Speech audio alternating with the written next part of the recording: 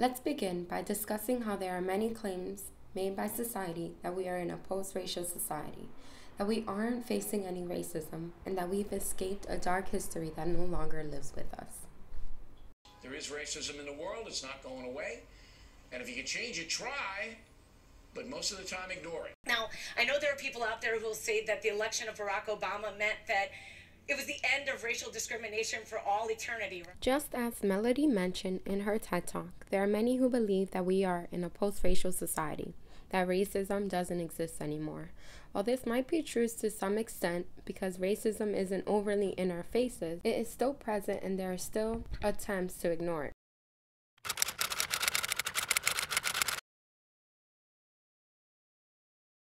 When I began to think about how this defensive mechanism of colorblindness was used and what it means to declare to be racially colorblind, I turned to Google. Through my research of racial colorblindness, I found that those who were talking about it were usually the ones who identify as minorities. It led me to question why.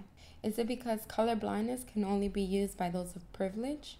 Or is it because those of the minority groups don't have the privilege to simply ignore it? As you may notice from my research, a lot of the conversations surrounding colorblindness were the ones started by those in minority groups. This becomes problematic because it is quite often that it's always a person of color starting the discussion about colorblindness and its troubling factors. Researchers have coined this term colorblindness to describe a learned behavior where we pretend that we don't notice race. Now, colorblindness, in my view, doesn't mean that there's no racial discrimination and there's fairness. It doesn't mean that at all. It doesn't ensure it. In my view, colorblindness is very dangerous because it means we're ignoring the problem. And those who have the benefits to ignore the problem are usually the ones who claim to be racially colorblind, those who are in privilege, and there have been many ways people claim to this very problematic mechanism. My friends are black, and it's totally normal. I don't give a sorry if I shouldn't be swearing, but about different colors, different races. Yes. I could care less what race someone is. I was never taught to really notice it. In this documentary, we witness a few ways people claim to be colorblind and how genuine it might seem. But it is exactly quite the opposite because failing to acknowledge race is to avoid understanding one's identity.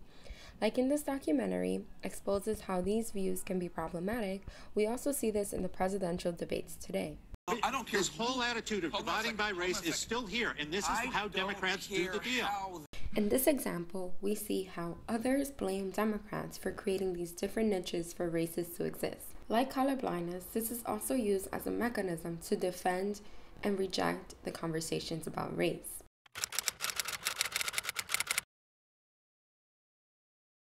The American sitcom Blackish, a comedy show centered around an upper-middle-class African-American family consistently engaged in cultural issues and race relations.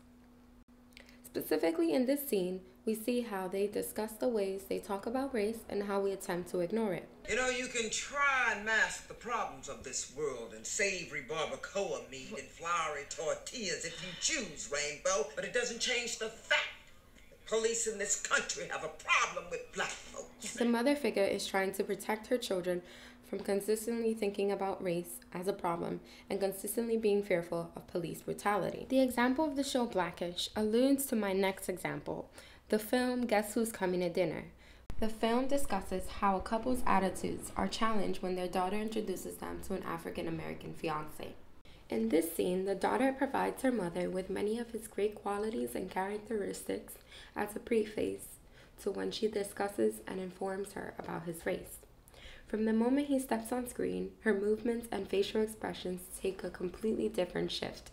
While this is an older example of what I am discussing, it still serves as a way of showcasing ways this notion of colorblindness gets played out. I'll rewind this scene so you can watch exactly what I meant. And sure of everything. He doesn't have any tensions in him. He knows what he believes and what he thinks is right and why and where he's going. Oh, Mom, there's one thing I must tell you. He was married before and he had a son, and it was so tragic. Both his wife and his son were killed in a train accident in Belgium 8 years ago. And John, I haven't even told you his name. Mom, it's John Wade Prentice. Isn't that a lovely name? John Wade. Joanna Prentice I'll be. But Mom, there are moments in which we control when and where we acknowledge race. For Blackish, there are moments where we struggle to understand race for the better good of our family, and there are other moments where we fear race, like in Guess Who's Coming to Dinner. Overall, this video essay adds to the conversation of colorblindness and how problematic it can be for society as a whole. This issue is problematic today in America because there are many ways people who argue that race shouldn't be something we talk about today in the world. This issue takes on different forms, whether it's in the news, films, media, or in small group discussions with others.